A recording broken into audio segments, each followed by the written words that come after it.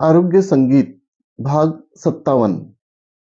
मूर्तिकला, चित्रकला व संगीत कला या तीन कला भारतीय प्राचीन कला म्हणून ओळखल्या जातात. या तिन्ही कलामध्ये संगीत कला ही सर्वश्रेष्ठ मानतात. मूर्तिकलेला तीन मिती असतात, म्हणजे तीन डायमेन्शन्स असतात. चित्रकलेला दोन मिती असतात, 2 डायमेन्शनल.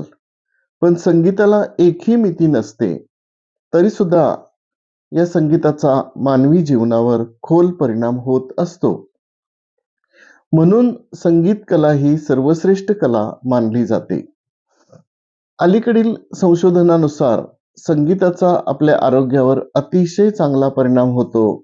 जुनाट व गंभीर आजार बरे होतात असे दिसून आले आहे. भारतीय संगीत शास्त्रामध्ये अनेक राग आहेत. त्यातील काही राग आपल्या आरोग्यावर कोणता परिणाम घडवून आणतात हे सांगण्याचा प्रयत्न मी सदरच्या लेखामध्ये केलेला आहे.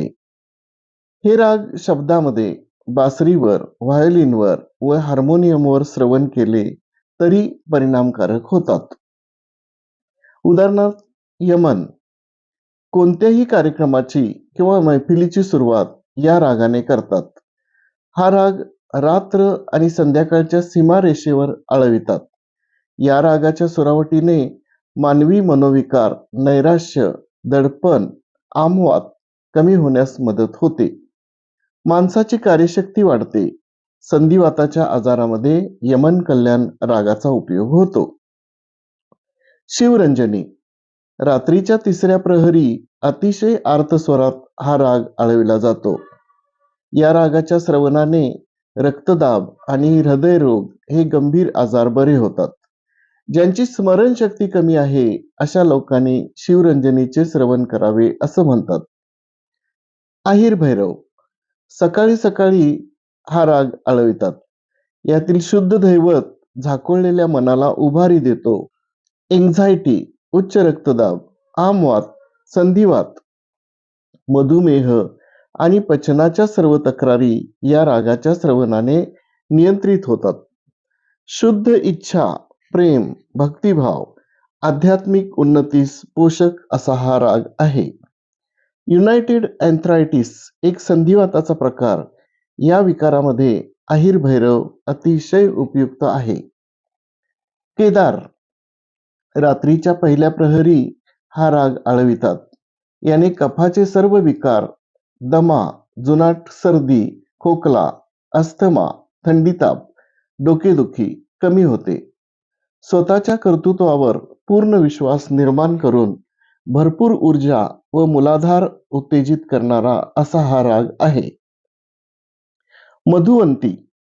स्नेह व आपुलकी देणारा हा मधुवंती राग दुपारच्या पित्ताच्या काळात गायला जातो. याच्या सुरावटीने मनात विशिष्ट आंदोलने तयार होतात.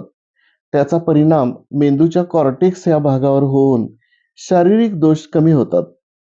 मनोत्मक विकारात म्हणजे सायकोसोमॅटिक डिसऑर्डरवर याचा उपयोग होतो. मनाशी व त्वचेशी संबंधित अशा सोरायसिस सारख्या विकारावर सुद्धा याचा अतिशय उपयोग होतो. मालकंस.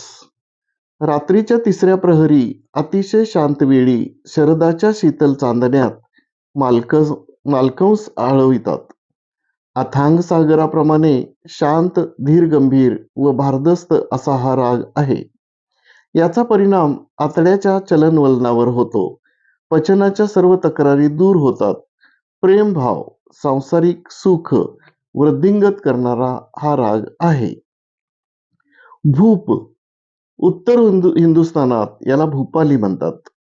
भक्तिरसाने भरलेला हा भूप राग रात्रीच्या पहिल्या प्रहरी गातात.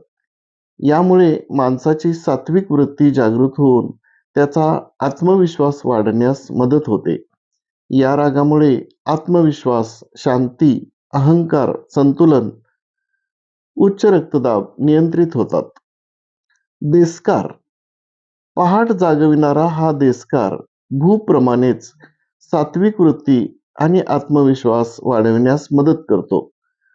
उत्थान व संतुलन साधणारा हा राग आहे. दरबारी कानडा. हा राग मध्यरात्री आळवितात. कानडांच्या दरबारात हा सम्राटच म्हणावा लागेल. भव्य, दिमागदार, डौलदार आणि तितकाच खोल आणि गंभीर असा हा राग आहे. निद्रानाशावर हा राग अतिशय उपयुक्त आहे. तणावमुक्ती, निद्रानाश, अस्थमा, डोकेदुखी, हिस्टेरिया इत्यादी विकारावर दरबारी कानडा रागाचे श्रवण अतिशय उपयुक्त ठरते. मेघ मल्हार किंवा मिया मल्हार हा राग रात्री गातात, पण वर्षा ऋतूमध्ये केव्हाही गातात. वर्षा ऋतूत सृष्टीमध्ये सगळीकडे पाणीच पाणी झालेले असते. तसेच शरीरात कफाचे आधिक्य होते. त्यामुळे अस्थमा, कफ, दमा, सर्दी, खोकला होतो. अशावेळी मेघ मल्हाराचे श्रवण अतिशय उपयुक्त ठरते. मारुबिहाग हा राग सायंकाळी गायला जातो. खूप काही न बोलताही बरंच बोलणारा हा राग आहे. मारुबिहाग म्हणजे बिहागाचं देखणं रूपच. मनावर परिणाम करून जाणारा हा राग, मनाला शांती देणारा असा हा राग आहे. बागेश्री रात्रीच्या दुसऱ्या प्रहरी हा राग आळवितात. बागेश्रीचे स्वर मनाला नकळत व्याकुळ करून जातात, स्पर्शून जातात.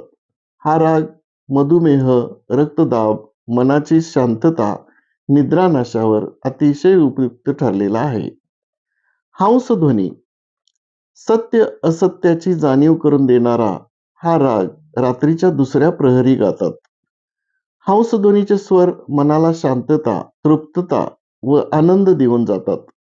उच्च रक्तदाबामध्ये चांगला परिणाम देऊन जातात. याचे श्रवण चेतासंस्थेशी निगडीत आहे. भैरवी भारतीय शास्त्रीय संगीतातील भैरवीचा राग समय आहे सकाळी 9 वाजेपर्यंत. भैरवीचे माधुर्य इतके आहे की त्यानंतर इतर रागांचा राग जमणे जरा कठीणच असते. म्हणूनच या रागाने कार्यक्रमाचा शेवट केला जातो. एखाद्या कार्यक्रमाची किंवा मैफिलीची समाप्ती भैरवीने केली जाते. याला सदासुहागन राग असेही म्हणतात. मनाला शांतता देणारा हा राग निद्रानाशावर अतिशय उपयुक्त आहे.